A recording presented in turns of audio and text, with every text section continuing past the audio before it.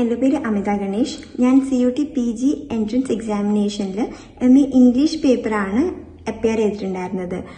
ആകെ എനിക്ക് ഒരു മാസം മാത്രമേ പ്രിപ്പറേഷനിലൊരു ടൈം കിട്ടിയിട്ടുണ്ടായിരുന്നുള്ളൂ.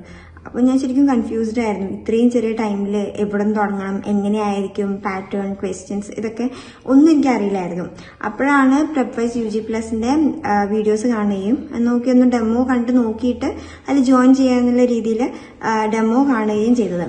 അപ്പോൾ എനിക്ക് ക്ലാസ്സസും ഇൻട്രാക്ഷൻസൊക്കെ ഭയങ്കര ഇഷ്ടമായി. അപ്പോൾ അങ്ങനെ ജോയിൻ ചെയ്തിട്ട് പാർട്ട് എക്കുള്ളതും പാർട്ട് ബിക്കുള്ളതും രണ്ടും കൂടിയുള്ള ഒരു കോഴ്സാണ് ഞാൻ ചൂസ് ചെയ്തത്. കാരണം എനിക്ക് രണ്ടിനും ഒരു സപ്പോർട്ട് വേണമെന്നുള്ളൊരു ഇതുണ്ടായിരുന്നു. അങ്ങനെ രണ്ടും ചൂസ് ചെയ്ത് നല്ല ക്ലാസ്സസ് ആയിരുന്നു. നമ്മൾ ഡൗട്ട്സ് ഒക്കെ എപ്പോൾ ചോദിച്ചാലും ക്ലിയർ ആക്കി തരുന്നുണ്ടായിരുന്നു. നല്ല ക്രൂ മെമ്പേഴ്സ്, ഇടയ്ക്കിടയ്ക്ക് ലൈവ് വന്ന് പിന്നെ ലാസ്റ്റ് ടൈം റിവിഷൻ ഒക്കെ ഉണ്ടായിരുന്നത് ഭയങ്കര യൂസ്ഫുൾ ആയിട്ടുണ്ടായിരുന്നു. പിന്നെ ഞാൻ ഫസ്റ്റ് ടൈമാണ് എക്സാമിനേഷന് ഇത്രയും നാഷണൽ ലെവലിൽ ഒരു എക്സാമിനേഷനിൽ അപ്പിയർ ചെയ്യുന്നത്.